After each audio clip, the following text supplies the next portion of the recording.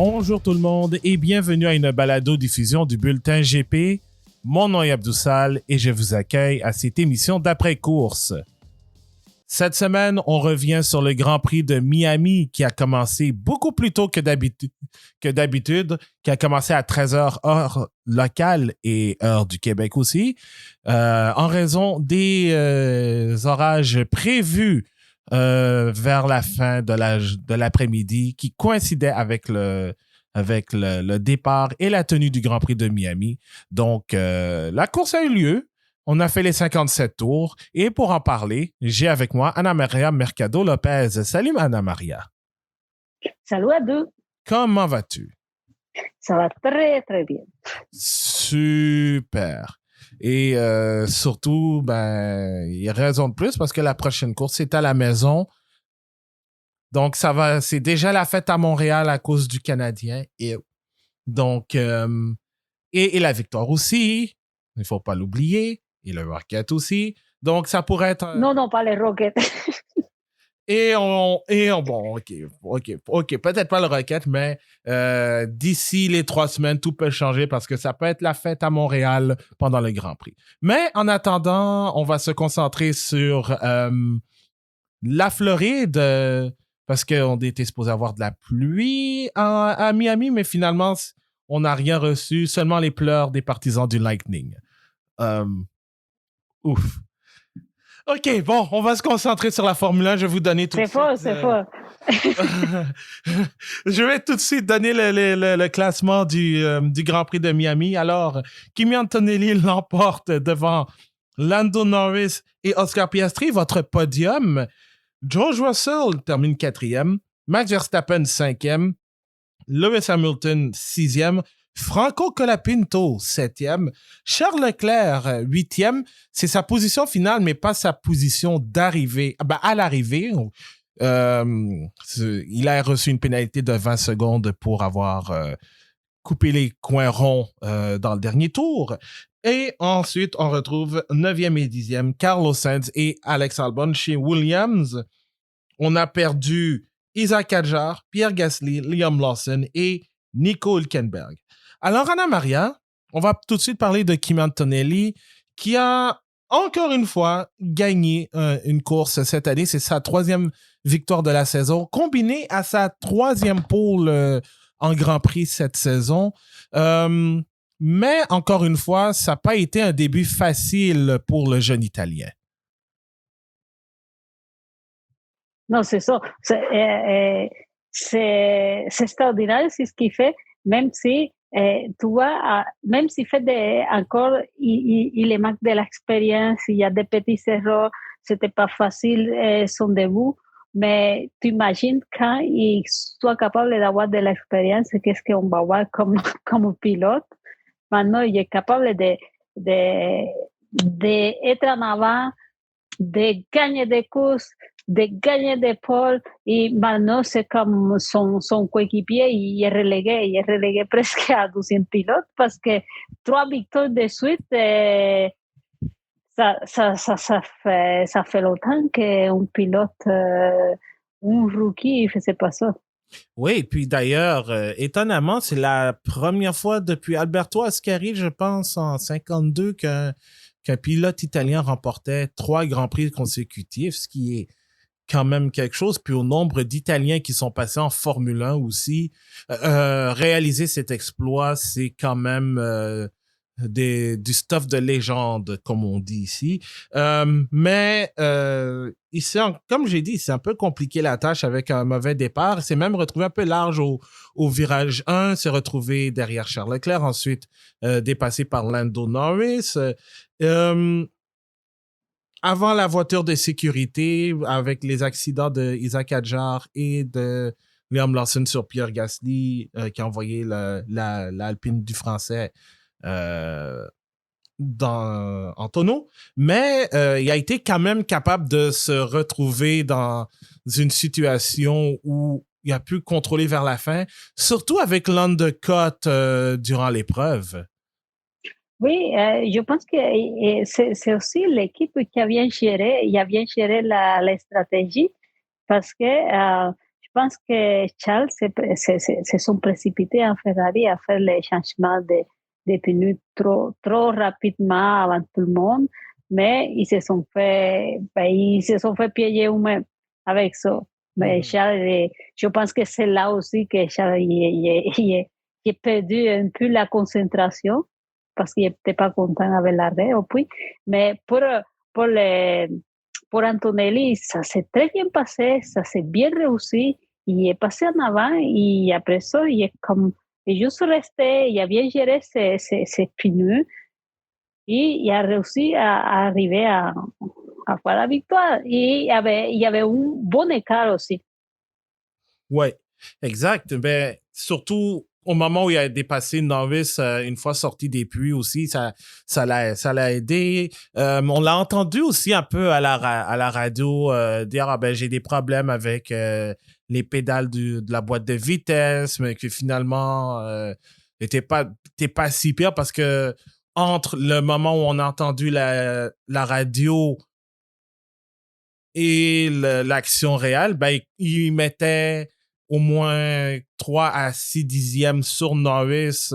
Et là, présentement, et on l'a vu aussi autant en Chine qu'au Japon, il a été capable de bien retourner, de faire face à l'adversité après des mauvais départs, a été capable de dépasser ses adversaires et George Russell en plus, et conduit avec beaucoup plus de confiance. Et même à Miami, on l'a vu aussi, bon, peut-être un peu inquiet avec l'histoire des changements de vitesse.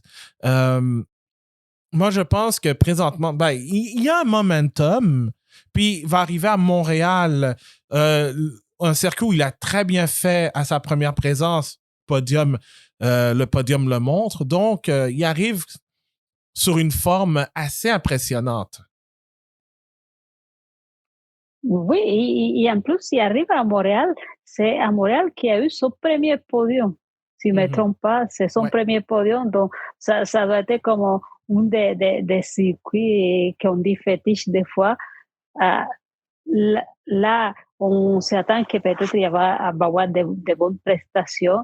Et comme tu l'avais bien dit, même si il a un peu manqué de départ, il a su se rattraper. Il n'a pas perdu la concentration, il a resté focus et il a bien rattrapé l'erreur de départ.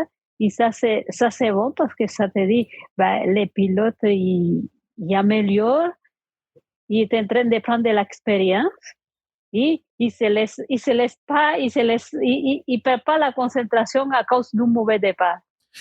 Et inversement, parce qu'on va rester dans le thème de Mercedes, il y a George Russell qui, cette fin de semaine, c'était pas fameux. Bon, il a dit que c'était pas un circuit, Miami n'était pas un circuit qui lui convenait, c'est pas un de ses circuits préférés, même si l'année dernière, il a obtenu un podium derrière les deux McLaren, mais je pense qu'en fin de semaine, il était vraiment en retrait. Oui, mais je pense que aussi ça commence à rentrer dans la tête. Son coéquipier est à l'avance, il y a 3 victoires de suite et sûrement il commence à se dessiner c'est qui les premiers pilotes. Tu sais, depuis l'année passée, lui, il est comme moi, c'est moi le pilote numéro 1, c'est moi qui étais plus longtemps là, il vient prendre de l'expérience et maintenant il se retrouve que les recrues, les nouveaux, ils commencent à gagner des pôles, à gagner des courses et tranquillement à le larguer derrière. Et ça, c'est pas bon pour lui. Et je pense que ça le fait mal parce que, oui, c'était pas le bon circuit pour lui, selon lui, mais en même temps, il, il se plaigne beaucoup pendant la course. Dès qu'il se trouve derrière, dès qu'il sait qu'il n'y a pas beaucoup de chance, il commence à se plaindre, et c'est là où tout intervient, il faut focus, il faut rester focus, et c'est là où je pense que passe un peu en retraite. Oui, mais en même temps, je te dirais, à Miami, il était complètement off the pace, mais je m'excuse de l'anglicisme. Mais disons aussi Chine et Japon avec l'intervention des voitures de sécurité lors de ces deux Grands Prix. C'était Russell qui était plutôt en contrôle de la situation chez Mercedes. Mais là, il s'est fait avoir, surtout au Japon. Ça a profité à Antonelli, qui a été capable de gérer le rythme tout de suite après. Mais pour quelqu'un qu'on a dit qui allait être, qui était de facto le favori pour remporter le titre, je dois dire, personne, on s'attendait pas à voir Antonelli tout de suite dans le portrait. Non. Mais Russell commence à s'effriter. Et puis, une chance que c'est encore je dis bien, le début de la saison. On est quand même on va être rendu à la 5e course au circuit Gilles Villeneuve. Mais et puis, je pense que il en avait parlé vous pourrez l'écouter dans le balado de Checkered Flag de la BBC. Je pense que pendant la pause forcée avec les annulations des Grands Prix de Bahreïn et d'Arabie Saoudite, il était en train de regarder, de suivre le marathon de Londres. Et il a dit que ça lui a donné une perspective comme quoi une saison de Formule 1, c'est comme un marathon. Tu peux Parce que oui, tu peux commencer en force, mais si tu utilises toutes tes forces, justement, il ne te restera pas assez d'énergie pour finir. Donc, c'est une question aussi de gérer comment tu prépares tes courses. Là, Miami, je pense que même s'il savait que c'est pas un circuit où il va bien, je pense qu'il aurait pu faire mieux. Ah oui, moi aussi, je pense qu'il aurait pu faire mieux, mais parce que c'était pas un problème. Les voitures, ils étaient là, il y avait la vitesse, la voiture, il était parfait, il était bien. Les Mercedes ont démontré que, oui, même si se font, comment dire, même si ils n'étaient pas devant toute la fin de semaine, ils ont démontré qu'ils pouvaient aller faire quelque chose. Pendant ce moment-là, McLaren, il paraissait qu'il revient tranquillement, mais il manque encore quelque chose. Moi, tu vois, je suis pas d'accord avec le fait que la Mercedes était parfaite dans ce sens parce que et justement, ça me permet le point de passer à McLaren tout de suite après. C'est que moi, je pense que dans l'ensemble, McLaren avait la meilleure voiture du week-end. Ils l'ont prouvé avec une domination totale dans la partie sprint. En qualification, certes, ça aurait pu être mieux pour McLaren, mais ils avaient vraiment le rythme pour gagner la course. Ce que Mercedes est encore là, ça, c'est quelque chose qu'Antonelli doit travailler, ses départs. Parce que si jamais la Mercedes, et en plus de ça, McLaren a amené des mises à jour, ce que Mercedes fera rendu à Montréal dans 3 semaines. Mais j'avais pas l'impression que la Mercedes était la meilleure voiture du week-end. Je ne sais pas, j'avais cette sensation et en plus que ce qu'avait dit, a veces que a dit un peu Toto Wolff, ça confirme parce que dice, oui, était tellement confiant avec sa voiture que ils ont mis aucune mise à jour, ils ont dit, on n'a pas besoin de travailler sur la voiture, on est correct. Ils se sont retrouvés, la surprise c'est qu'ils se sont retrouvés que les autres ils ont travaillé sur la voiture, ils se sont fait un peu prendre, et c'est là qu'ils disent, oui, on est bien, mais on doit continuer à travailler parce que sinon ils vont nous dépasser. C'est ça. Ouais, mais en même temps, si Mercedes a préféré investir sur Montréal plutôt que Miami, je pense qu'il le savait déjà que les McLaren, Ferrari, Red Bull allaient travailler énormément sur la voiture. Surtout McLaren qui a amené excusez-moi le terme, un shitload de mise à jour sur la voiture et ça a fonctionné. Et même en course, parce que là, je vais faire le point sur McLaren. McLaren aurait dû gagner ce Grand Prix. Lando Norris, pour moi, aurait dû gagner le Grand Prix, mais et je pense que peut-être que c'est ça qui va arriver lorsque Gianpiero Lambiase va arriver chez McLaren dans 2 ou 3, dans 1 an ou 2, ou enfin, lorsque l'année prochaine. D'ici l'année prochaine minimum, si tout va bien. Oui. Mais ça, c'est un aspect qui manque encore à McLaren, l'aspect stratégie. Oui, la voiture est bonne, ils ont gagné un championnat, mais il leur manquait un peu cet aspect-là. Puis malheureusement, c'est ça qui a fait perdre Lando Norris, c'est que ils ont décidé de s'arrêter. Ils décidé de s'arrêter un peu plus tard avant. Trop tôt? Même trop, un petit peu plus tôt qu'Antonelli, qui lui a été capable de vraiment réussir. Et l'undercut chez Mercedes a fonctionné. Il était très fort sur ce circuit en plus, vu le niveau en plus. Et c'est ça qui a coûté la course à Norris parce que la McLaren avait quand même le rythme. Oui, les McLaren, il était là, il y avait le rythme. La course sprint, ça va là bien, la McLaren de l'année passée. C'est ceci dit, comme tu l'as bien dit, dans la course à Miami, c'est qu'ils se sont passés tellement de choses pendant le départ, des départs ratés, même si il y a quelques-uns qui ont raté le départ, McLaren est tenu, mais c'est bien, ils se sont fait prendre avec la stratégie. Et je pense que, c'est pas, Piastri, je l'ai vu un peu aussi en retraite. Oui, c'est vrai. C'est vrai. Il était un peu plus en retraite comparé à Norris, mais je l'ai trouvé quand même assez fort.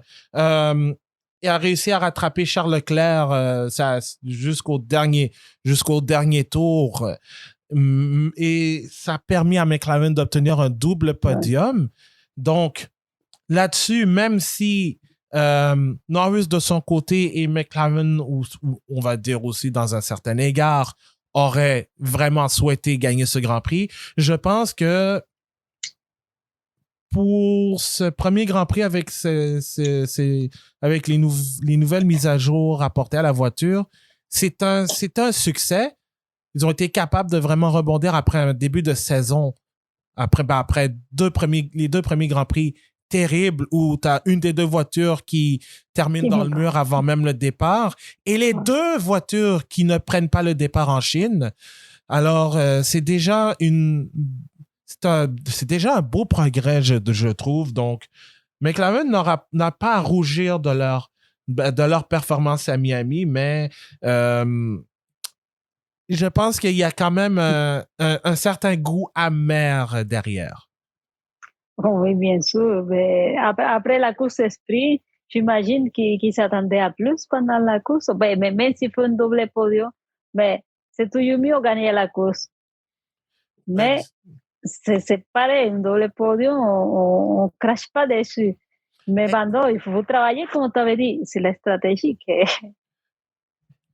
Mais non seulement la stratégie, mais aussi le fait que à Montréal, Mercedes va amener de nouveaux réglages. Évidemment, on ne sait pas si ça va fonctionner, mais dans le passé, ça a été le circuit Gilles Villeneuve a été un tracé qui a beaucoup souri à Mercedes. D'ailleurs, l'année dernière, justement, double podium, la victoire de Russell et la 3e place d'Antonelli. Donc, là-dessus, pour McLaren qui veut vraiment rattraper le temps perdu et les 2 premières courses perdues, c'est de bon augure, mais il faut toujours se méfier de Mercedes. Mais présentement, je pense que, et je reviens encore à l'analogie du marathon, ça se bâtit tranquillement. Donc, tu as beau avoir fait un mauvais départ, c'est la manière dont tu termines qui va être le plus important. Mais il faut faire attention. Ça dépend. Parce que c'est un marathon, on avance tranquillement. Si on parle de Mercedes contre une autre équipe, oui. là, je dis, oui, on peut commencer à travailler, on va tranquillement, on ne montre pas tout, on ne donne pas tout. Mais là, le problème, c'est que c'est lui et son coéquipier avaient la même voiture. Mhm.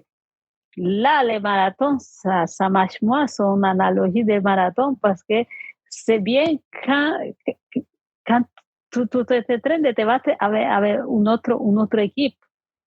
Mais dans les mêmes équipes, tu ne peux pas dire, hey, moi, je vais aller tranquillement pendant que mon coéquipier il fait des victoires.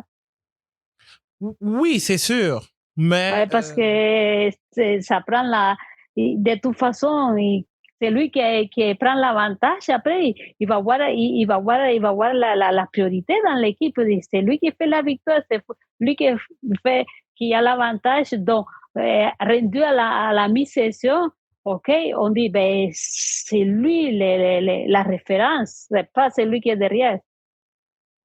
c'est Et vrai. ça aide aussi. C'est vrai, mais tout ça, ça va dépendre parce qu'il va y avoir des moments où ça va moins bien aller. Autant pour Mercedes que pour McLaren. Donc, ben, McLaren, non, ça a déjà mal commencé. Mais c'est juste de savoir quand rebondir. Ouais. C'est tout simplement ça. Sinon, s'il y a une autre équipe qui s'est améliorée, c'est Red Bull. Enfin, du côté de Max Verstappen. Bon, pendant la pause forcée, il y a eu beaucoup de discussions à savoir est-ce que Max va rester? Est-ce que Max va vraiment partir de la Formule 1? Est-ce que, évidemment, il y a eu aussi il y a eu les courses en préparation des 24 heures du Nürburgring qui ont lieu à la mi-mai. Mais entre-temps, à Miami, Red Bull a vraiment bien fait en amenant leur aileron arrière à Macarena ou rôtisserie ou kebab, enfin. Ben, le même aileron que Ferrari a innové. Et je pense aussi que Verstappen, dans la manière aussi, dans sa conduite aussi, se sentait plus à l'aise. Hormis le tête à queue qu'il a fait au départ, moi, je l'ai trouvé vraiment bon. Ben, très bon. Peut-être, je dirais pas un niveau de pilote du jour comme il a été voté. Parce il s'est quand même pris une pénalité de 5 secondes pour l'histoire de la sortie de la ligne des puits, de la ligne de sortie des puits. Mais ça n'a rien changé à son résultat. Ceci étant dit, je pense que ça a été Verstappen a quand même été a été très fort durant ce week-end. Oui, ben, ça m'a surpris parce que oui, je m'attendais que Red Bull il commence à faire des améliorations, mais pas que ça soit autant comparé à la dernière course. Ils ont beaucoup amélioré et qu'est-ce qu'on voit? On voit un Verstappen confortable dans la voiture. Mm-hmm. C'est ça qui est là, je pense que le donne l'avantage. Parce que Max il est capable d'aller chercher le maximum. Et si lui est confortable dans la voiture, ça va y aller très très bien, même si c'est pas la meilleure voiture de la grille.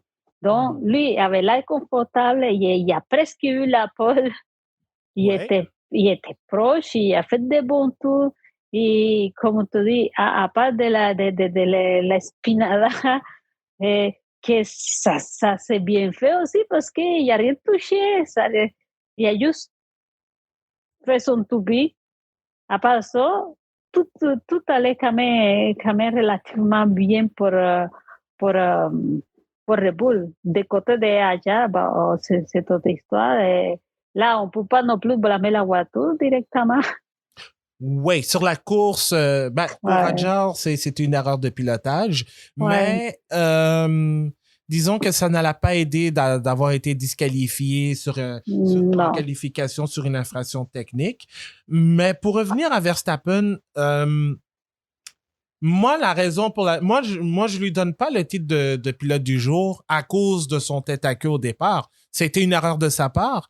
Et d'autant plus que le rythme qu'il avait sur les durs, sur des pneus beaucoup plus vieux, parce qu'il a été un de ceux qui s'étant arrêté pendant la voiture de sécurité, il a été capable de remonter le peloton assez rapidement et de quand même garder un rythme par rapport au Russell, Leclerc parce que lui-même a causé son propre malheur.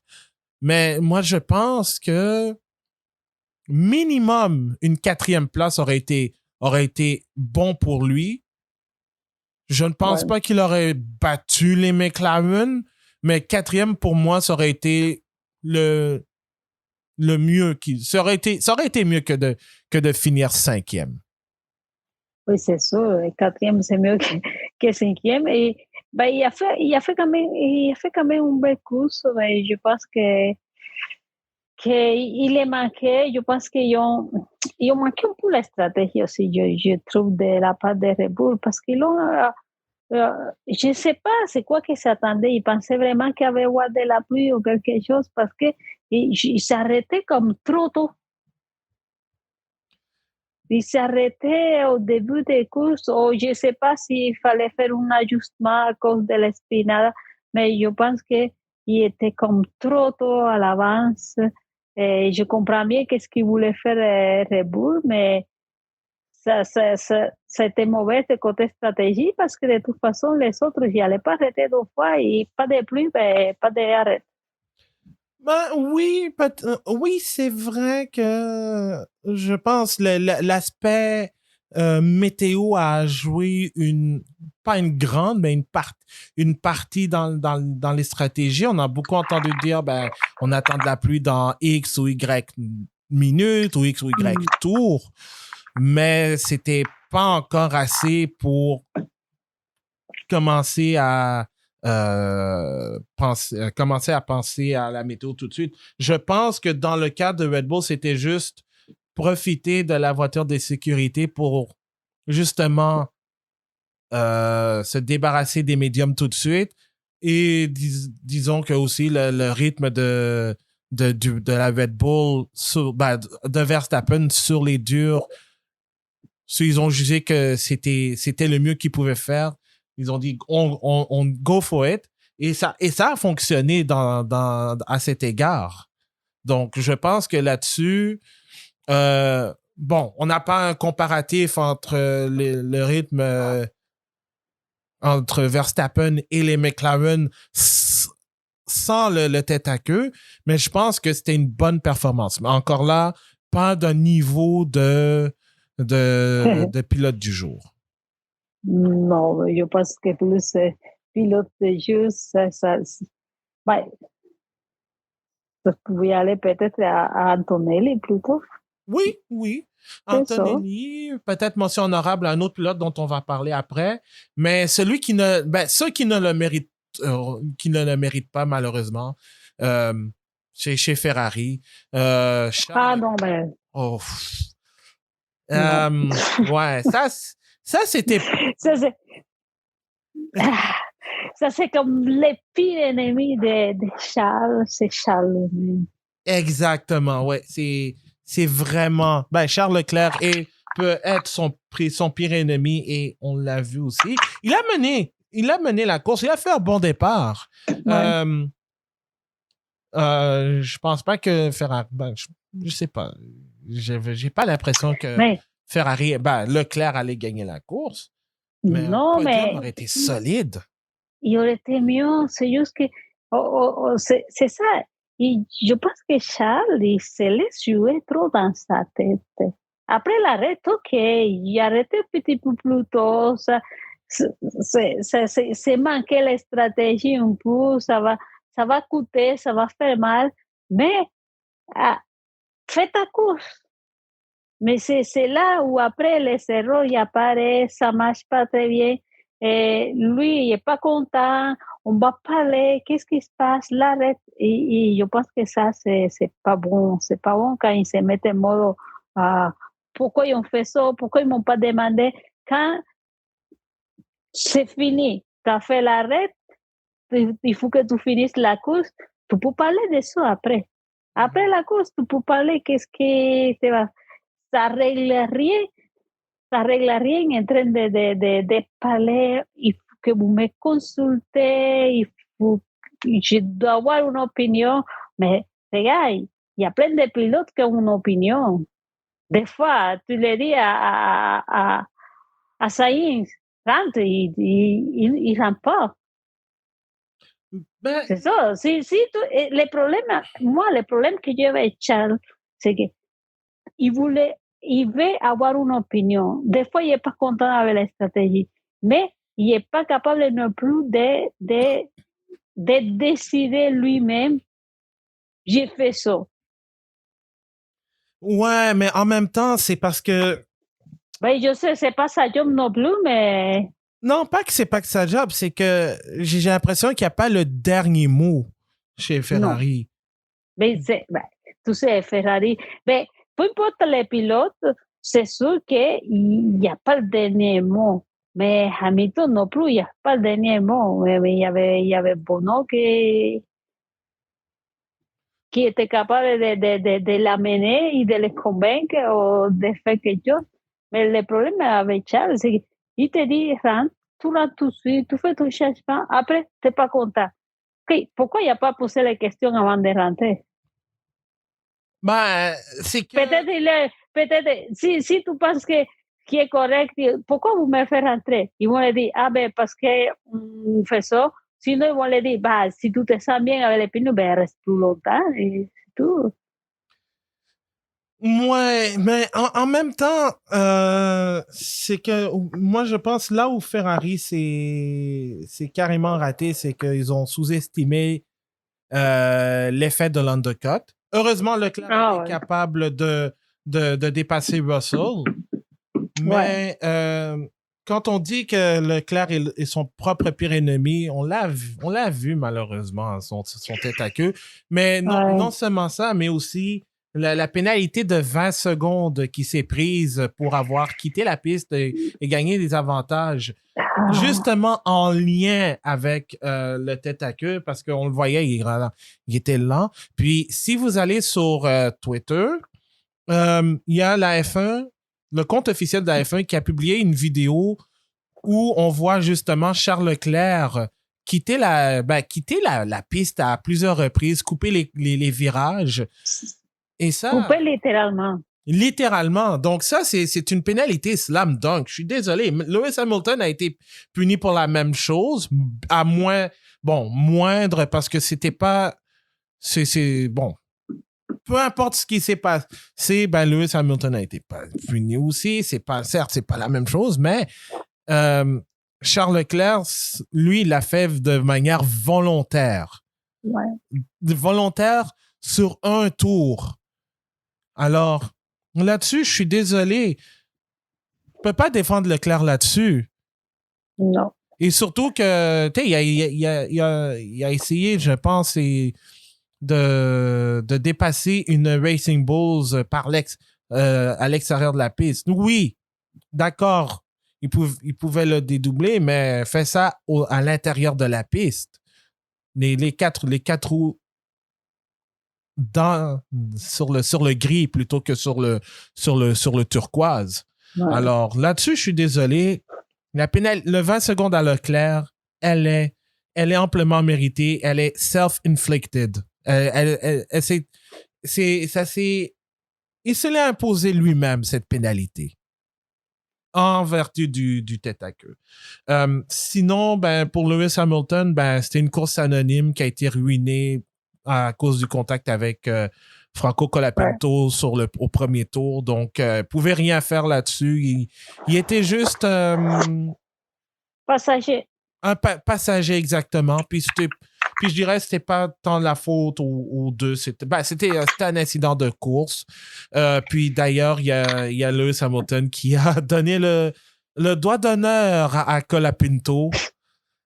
Donc... à deux, entre toi et moi, c'est un Britannique et un Argentin. Oh boy. On peut pas s'attendre à des belles choses. Oh boy. Ouais. Non, on sait.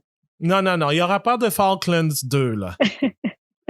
mais justement, parlant de Colapinto, parce que pour moi, avec Kimi Antonelli, je pense que Colapinto mérite mon vote de mention honorable comme pilote du jour. Quel week-end il a connu. Je sais pas si c'est le fait d'avoir Lionel Messi et Juan Martín del Potro, pardon, en train de le soutenir dans les paddocks, là, mais quel week-end! C'est qualifié devant Pierre Gasly dans les 2 qualifications. Et là, il se retrouve avec le meilleur résultat en carrière, certes donné grâce aux 20 secondes de Charles Leclerc, mais ça a été dans l'ensemble un très bon week-end. Et surtout, c'est un circuit sur lequel il n'a jamais roulé. Parce que l'année dernière, c'était Jack Doohan qui était là pour la dernière fois en Formule 1, soyons honnêtes. Mais Colapinto, pour une première fois, il s'est très, très bien débrouillé. Bon, je dirais, on va pas non plus, il va pas de moi, il va pas recevoir les pilotes de jeu, c'est clair. Mais il a bien fait, il a su capitaliser les malheurs des autres, on va dire ça comme ça, parce que son coéquipier aussi, il a fini passager. Il a fini passager et à cause des pénalités, il s'est retrouvé là, mais il faut être là pour se retrouver là aussi. Si tu n'es pas devant, tu vas pas avoir l'avantage d'être là. Donc, oui, c'était une bonne course, comme qui a fait déjà une fois avec William, mais ça ne veut pas dire que tout est réglé. Il y a encore beaucoup à apprendre, beaucoup à améliorer. La voiture, c'est là que ça marche mieux cette année. On dirait que le moteur Mercedes, il a fait quelque chose de différent. Mm-hmm. Mais je ne le vois pas encore comme les pilotes de jeu. Il y a quand même si ce n'était pas pleinement sa faute, il a quand même arruiné la course de Hamilton dans tout ça. Ouais, bon, c'est... Bon, un peu. Ouais, Des fois, il y a des fois, oui, on est plus tolérant dans les départs, mais des fois, il y a des choses qu'on peut éviter. Ouais, c'est vrai. Ça aurait dû être évité, ça aurait pu être évité, ça c'est clair. Ça aurait pu être évité. Mais de la manière dont il a conduit à part cela, et surtout du fait que Alpine, lui, de son côté, n'avait pas la nouvelle mise à jour de l'aileron arrière, c'est encore plus un bonus. Parce que tu te qualifies, tu es devant, tu te qualifies devant ton coéquipier qui a la mise à jour. Mais là, je fais toujours attention à nous quand on parle de mise à jour, parce que tu dis, mais lui, il était devant Gasly pour la première fois. C'est Gasly qui avait la nouvelle aileron, pas lui. Est-ce que ça marchait, les nouvelles mises à jour? Là, on aurait pu le savoir si Gasly n'avait pas terminé en tonneau. Bon. Là, on ne sait pas encore. Là-dessus, mea culpa, je pensais que Liam Lawson allait avoir la pénalité, mais finalement, c'est un problème de boîte de vitesse qui a été la cause de cet accident. Donc, heureusement pour Lawson, il ne sera pas pénalisé pour l'épreuve à Montréal. Mais en sprint, c'est certes un échantillon, mais Gasly s'est quand même retrouvé devant Colapinto. Donc, là-dessus, je pense qu'il y avait ça fonctionnait à un certain égard, mais c'est vrai qu'il aurait fallu avoir un plus gros échantillon n'eût été de ce contact dans les premiers tours avec Lawson. Sinon, s'il y a une autre équipe qui a bien fait, on n'en a pas beaucoup parlé, mais c'est Williams, avec Carlos Sainz et Alex Albon qui terminent 9e et 10e. Et finalement, je dis pas finalement, mais enfin, on voit des signes d'une Williams qui fonctionne comme on aurait souhaité les voir. Oui, on voit des signes d'une Williams qui fonctionne. Mais mon sentiment est partagé un peu parce que en même temps qu'on dit peut-être il fonctionne, on commence à avoir des rumeurs dépendre de l'équipe, etc. Et c'est là où je dis, est-ce qu'ils vont continuer à investir? Est-ce qu'ils vont continuer à améliorer la voiture ou juste capitaliser les gains pour se défaire de l'équipe? Ben, en fait, moi, je pense que si c'est ça, ben, je pense qu'il va falloir aussi que. Ben, je pense que c'était dans la Cali Sprint où Carlos Sainz avait lancé un message assez, pas alarmant, mais genre un wake-up call de la part de sa part pour dire on n'est pas supposé être à ce niveau, être éliminé à- éliminé assez tôt durant les qualifications. Et là, bon, Sainz est parti 13e, ben, c'est qualifié 13e, parti 13e, Albon 15e aussi. Mais en course, ils se sont tenus calmes. Ils ont eu un bon rythme. C'est quand même, et Albon s'est quand même bien défendu face à Verstappen. Sainz a peut-être été moins impressionné par le dépassement que Verstappen lui a servi. Mais quand même, à part ça, le but, c'était vraiment de se retrouver hors des ennuis que le milieu de peloton peut causer, en fait. Et ça a fonctionné. Ouais, ça fonctionnait. On n'y croyait pas, mais ça fonctionnait. Et on était allé chercher les, les petits points qui restaient. Ça fait du bien pour les deux pilotes aussi. Mhm. Et ça dit que si continue comme ça, oui, pour continuer à faire un peu, ramasser les points à la place de Bissat, de Alpine, Mhm. parce que je pense qu'ils sont capables d'aller chercher Alpine aussi. Sí, au milieu peloton, y un peu, Pas- son proches. Cette année, ce que j'aime, c'est qu'ils sont plus proches qu'avant. Ben, je suis pas Mm. certain pour rattraper Alpine parce que je pense qu'Alpine a quand même une certaine, pas une bonne, mais une certaine longueur d'onde sur Williams. Mais Mais ça va arrêter le développement comme toujours. exact. Ça va dépendre de surtout comment Williams peut se servir, par exemple, de l'épreuve de Miami pour mieux travailler sur le développement de la voiture. Mm. Donc, mais c'est un début pour Williams, on va se le dire. Anna, question pour toi. Quelle est la différence entre Laura Stacy de la Victoire de Montréal et Audi? Ben, je te dirais que les deux ont été en feu cette semaine parce que Laura Stacy a obtenu un tour du chapeau dans le match 1 dans la défaite de la victoire contre Minnesota et Audi a pris feu à 3 reprises.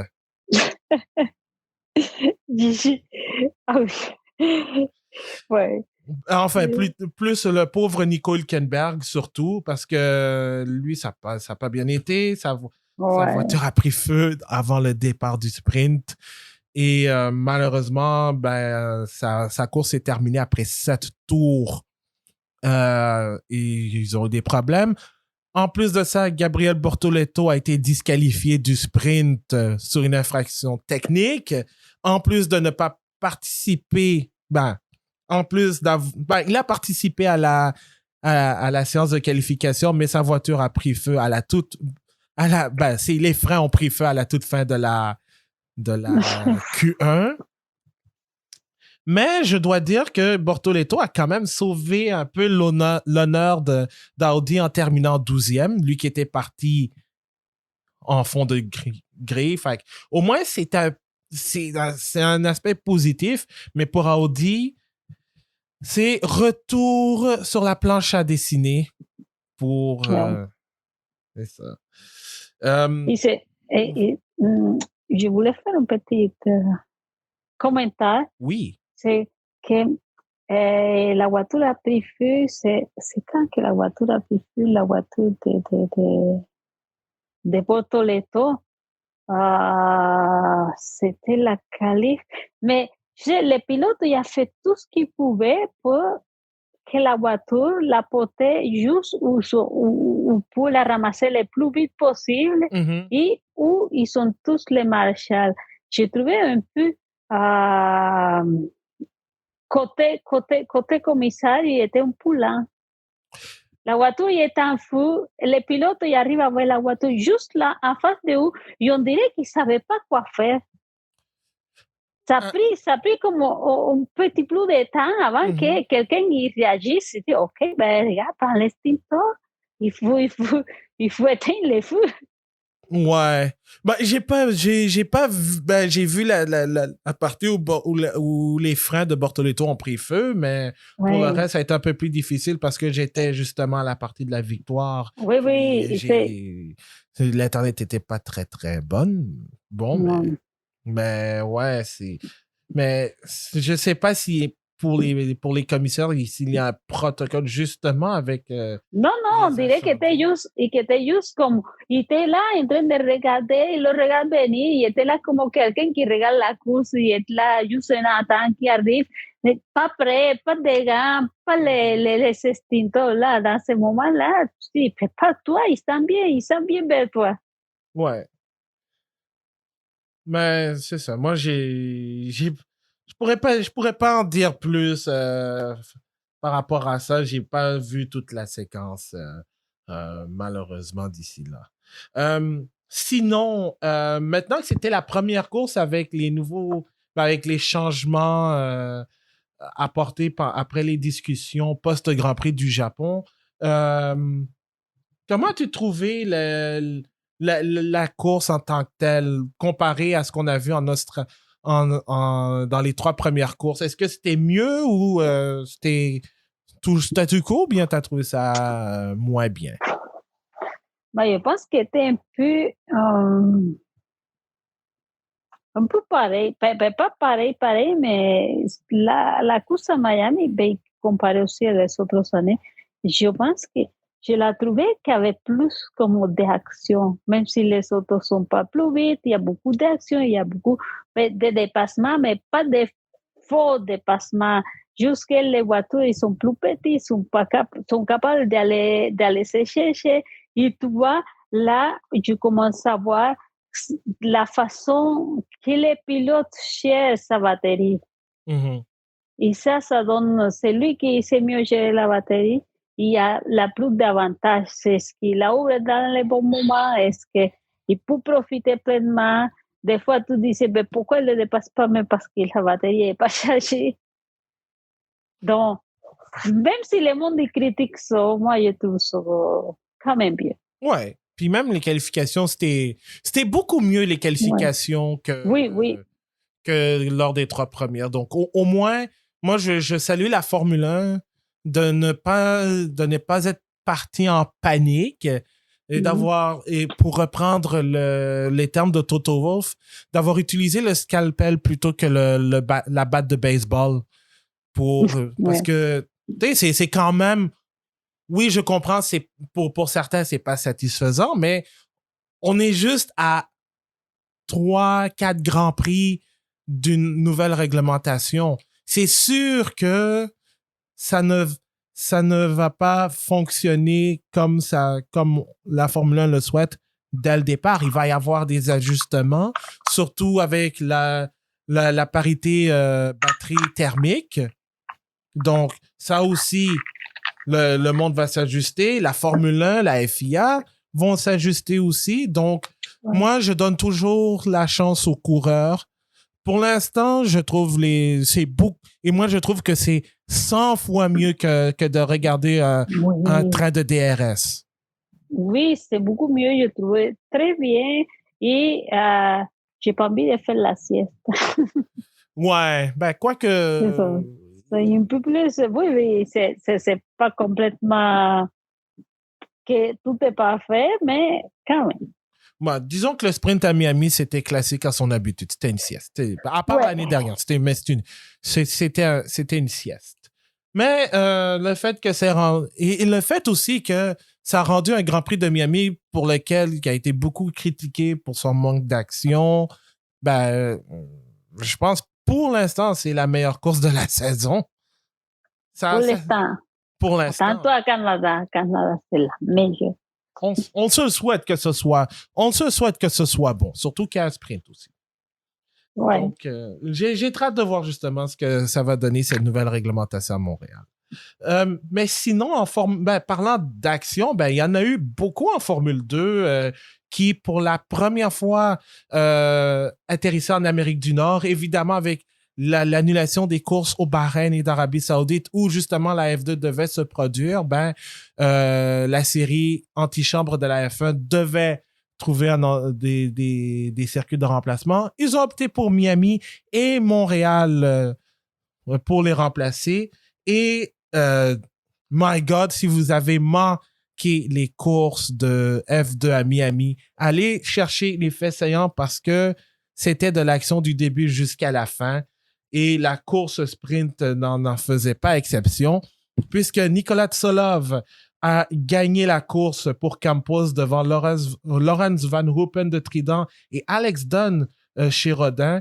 Et ça s'est terminé à probablement les 3 à 1 ou 2 dixièmes d'écart, parce que ils étaient collés ensemble vers l'épingle et de l'épingle jusqu'à la ligne d'arrivée. C'était une course folle. Nico Varone pour VAR, termine 4e. Joshua Dirksen d'Invicta 5e. Martinus Stenstone de Rodin 6e. Gabriel Emini pour MP Motorsport 7e. Dino Beganovic pour Dams 8e. Noël Léon pour Campos 9e. Et Raphaël Camara pour Invicta termine 10e. Et dans la course principale qui a été devancée pour éviter tous les problèmes d'orage en fin d'après-midi, donc ça a eu un impact aussi. Ça a commencé plus tôt et ça a commencé aussi sous des conditions mouillées, puisqu'il y a eu des orages en matinée sur le circuit. Et même avec les orages qui ont commencé entre 7 et 8 heures, on pensait que ça allait être pire, que la course de F2 allait démarrer en retard. Finalement, ça s'est bien passé. Une course qui a été remplie d'action.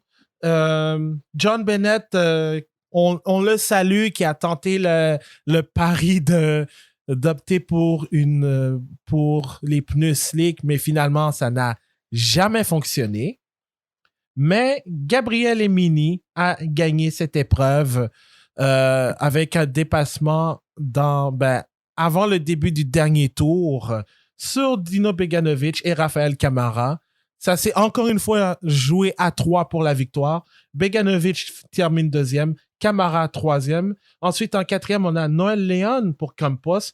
Kouchmaini qui était parti en pôle pour RGP en 5e place. Ensuite, on a Ritomo Miyata pour Hightech 6e. Marie Boya de Prema 7e.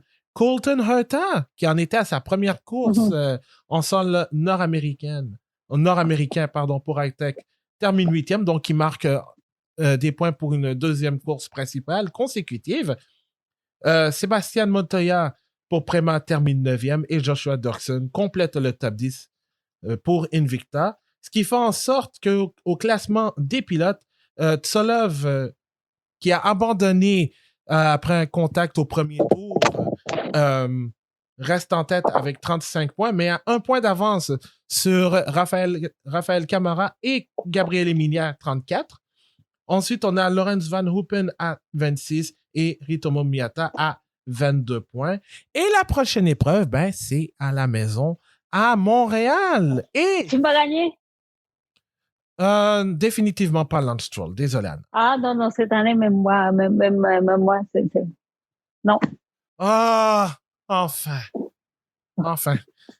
C'est trop. La raison a eu raison d'elle. Finalement. Donc, ce sera définitivement pas Lance Stroll, mais on en reparlera parce qu'on a un épisode pour mettre la table sur le Grand Prix du Canada qui s'en vient. Donc, c'est ce qui va compléter d'ailleurs cet épisode d'après-course du Bulletin GP. Si vous voulez réécouter notre épisode qu'on a fait avec Malik Shabazz sur l'aspect politique des annulations des Grands Prix de Bahreïn et d'Arabie Saoudite, et je sais que malheureusement, ça reste encore d'actualité, mais c'est disponible sur toutes nos plateformes de podcasts préférées, Spotify, Apple Podcasts, YouTube aussi. Et le bulletin GP est disponible sur Facebook, Threads, Instagram et Blue Sky @ le bulletin GP. Et puis, on a toujours aussi Substack pour les textes d'opinion. J'en ai fait un aussi pour parler un peu de l'histoire des projets avortés de la Formule 1 dans les rues de New York, pour aller le lire sur Substack. Sinon, comme on dit, watch the space, parce que avec l'aide de la Monoplace, il y aura un party de visionnement pour le Grand Prix du Canada au Café-Bar le Napoli. Donc, surveillez les réseaux sociaux et le groupe Facebook La Monoplace, où nous sommes d'ailleurs, parce que nous allons enregistrer l'émission d'après-course du bulletin GP du Grand Prix du Canada sur place. Donc, si vous voulez venir discuter de la course, regardez d'abord la course aussi, autour d'une bière, café, bouffe aussi. Donc, ça va être au Café Bistro Napoli sur Hochelaga. Les détails seront sur les pages du bulletin GP ainsi que sur le groupe Facebook La Monoplace. Mais venez en grand nombre, venez avec des amis, des membres de la famille, avec n'importe qui. Ça va être du fun. Puis surtout, on va enregistrer l'après-course du Grand Prix du Canada pour revenir sur, espérons-le, ce qui va être de l'action. Anna Maria, merci beaucoup d'avoir été là. Merci à toi, Ado. Donc, après une pause forcée, nous revoilà. Alors, mon nom est Abdoussal. On continue toujours de rouler avec le bulletin GP et on se retrouve pour un prochain épisode. Faites attention à vous, portez-vous bien et on se revoit une prochaine fois. Salut tout le monde!